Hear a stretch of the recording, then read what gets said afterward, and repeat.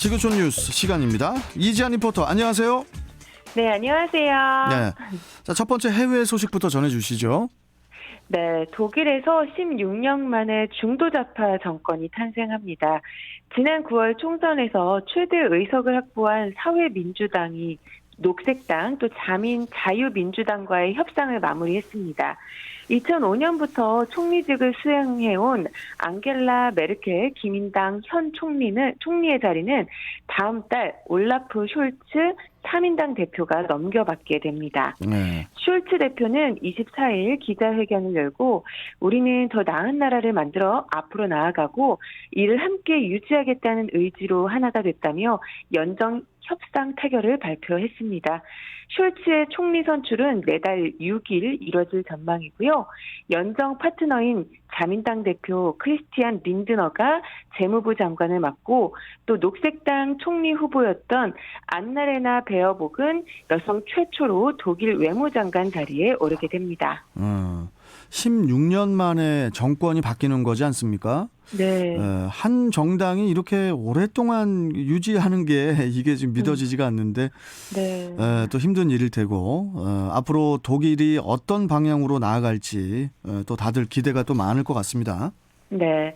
이 세 개의 정당은 이날 연정 합의문을 공개하며 새 정부 정책 방향을 예고했는데요. 네. 먼저 2030년까지 석탄 발전을 중단하고 신재생 에너지 비중을 80%까지 끌어올리겠다라고 선언했는데요. 이는 기존 정부 계획의 시점을 8년 앞당긴 것입니다. 또 최저임금 인상도 약속을 했습니다. 슐츠 대표는 현재 9.6 유로인 시간당 최저임금을 12유로까지 올릴 것이라며 약 1,000만 명이 혜택을 볼 것으로 기대한다고 말했습니다. 또 연정 출범 직후부터 전력을 쏟아야 할 최우선 과제는 코로나19 방역입니다. 최근 일주일간의 독일의 코로나19 일일 평균 신규 확진자가 54,640명으로 역대 최다인데요. 지난해 12월 대유행 당시에 2배를 웃도는 수치입니다. 슐츠 대표도 백신 접종 의무화 가능성을 언급하는 등 감염 차단을 시급한 목표로 꼽았는데요. 그는 이 백신이 팬데믹을 끝낼 수 있는 길이라면서 면역 취약자가 거주하는 요양원 등을 위주로 백신 의무화 조치를 고려 중이라고 밝혔습니다. 네, 지금 어느 나라든 이 코로나19 방역이 그 정부의 최대 과제네요. 네, 최대 과제입니다. 네, 맞습니다. 자, 다음 소식은 뭔가요? 네, 홍콩의 한 레스토랑에서 코로나19 팬데믹 이후 고향에 가지 못한 250여 명의 직원을 위해 휴가 비용 65만 달러, 하나로 약 7억 7,317만 원을 지원할 예정이라고 해서 화제입니다. 네, 25일 CNN 보도에 따르면 홍콩 프랜차이즈 식당 블랙시프 레스토랑의 공동 창업자 사이드 아심 후사인과 크리스토퍼 마크는 65만 달러의 비용을 지불해 250여 명 이상의 직원을 고향 휴가를 보내기로 했다고 합니다. 플렉시프 레스토랑 직원들은 코로나19 발병 이후 금전적인 이유 등으로 인해서 고향에 다녀오지 못했다고 하는데요. 후사인은 이 직원들을 위해서 항공료 또 코로나19 검사 비용, 자가격리 비용을 지원할 예정이고요. 격리 시 호텔에서 먹을 음식도 레스토랑에 배달할 예정이라고 합니다. 이에 레스토랑 직원들은 홍콩에서 아르헨티나 또 나이지리아 또 프랑스, 남아프리카, 호주 등 자신의 고향으로 휴가를 다녀올 수 있게 됐습니다. 네. 이렇게 타지에 고향이 있는 분들은 코로나 팬데믹 이후로 고향 가기가 당연히 쉽지 않았을 것 같아요. 네, 이 영국 출신 직원 토스트는 이 코로나19 이후로 항공료와 자가격리 비용을 감당할 수가 없어서 27개월 동안 고향에 방문하지 못했지만 이렇게 식당의 배려로 곧 고향에 다녀올 예정이다. 또 특히 어머니가 이 소식을 들은 후 눈물을 보이셨다며 감사의 인사를 전했습니다. 또 레스토랑 8년차 직원인 네팔 출신 구름은 엄마, 아빠 그리고 강아지를 보기 위해 고향에 다녀올 예정이라고 밝혔는데요.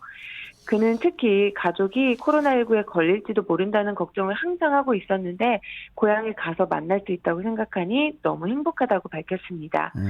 또 레스토랑 매니저 겸 소믈리에인 인도 출신 아로라도 인도에서 홍콩으로 돌아올 때 21일 동안 자가격리를 해야 한다는 사실이 부담스러웠기 때문에 휴가를 가지 못했다. 또 아들이 겨우 8살인데 훌쩍 크는 아들을 못 봐서 너무 속상하다며 집에 가면 특히 어머니가 해주시는 요리를 먹고 싶다고 말했습니다. 알겠습니다. 자, 건너뛰어서 마지막 소식을 좀 전해주시죠. 마지막 소식. 네, 미국과 영국에 이어서 호주도 내년 2월 개막하는 베이징 동계올림픽을 외교적으로 보이콧하는 방안을 검토하고 있다는 소식입니다. 스콧 모리슨 총리 정부는 여야 정치인으로부터 미국과 영국 등 서구 국가처럼 베이징 올림픽 참여에 보이콧할 것을 요구받고 있다고 한 매체는 전했는데요. 올림픽에 대한 외교적 보이콧은 올림픽에 선수단을 보내되 또 정부나 정치권 인사들로 꾸며진 사절단은 파견하지 않는 것입니다. 이와 관련해서 호주 외무부는 논평을 피했습니다. 리처드 콜백 호주 체육부 장관은 이메일 답변에서 베이징 동계올림픽을 출전할지 여부는 아직 결정되지 않았다고만 밝혔습니다. 뭐 이러다가 베이징 동계올림픽이 제대로 열릴 수 있을까요? 걱정되네요. 그러니까요. 이 앞서 조 바이든 미국 대통령도 지난 18일 백악관에서 열린 지스템 트리드 캐나다 총리와의 회담 후에 이 회견 자리에서 베이징 동계올림픽에 대한 외교적 보이콧을 지지하느냐고 묻는 취재진의 질문에 우리가 검토하고 있는 것이라고 말했고요. 영국을 비롯한 다른 유럽 내 미국 동맹국 사이에서도 베이징 동계올림픽에 맞춰 정부 대표전을 방중시키는 방안을 재검토하는 기류가 확산되고 있습니다. 알겠습니다. 자, 여하튼 이 올림픽의 보이콧도 보이콧이지만은 그보다 더 또 염려스러운 게 이게 하계 올림픽 때처럼 코로나거든요. 이번 동계 올림픽도 걱정이 이만저만이 아닙니다. 자, 여기까지 오늘 말씀 듣죠. 지구촌 뉴스 이지한 리포터였습니다. 고맙습니다. 네, 감사합니다. 네. 자, 이제 통신원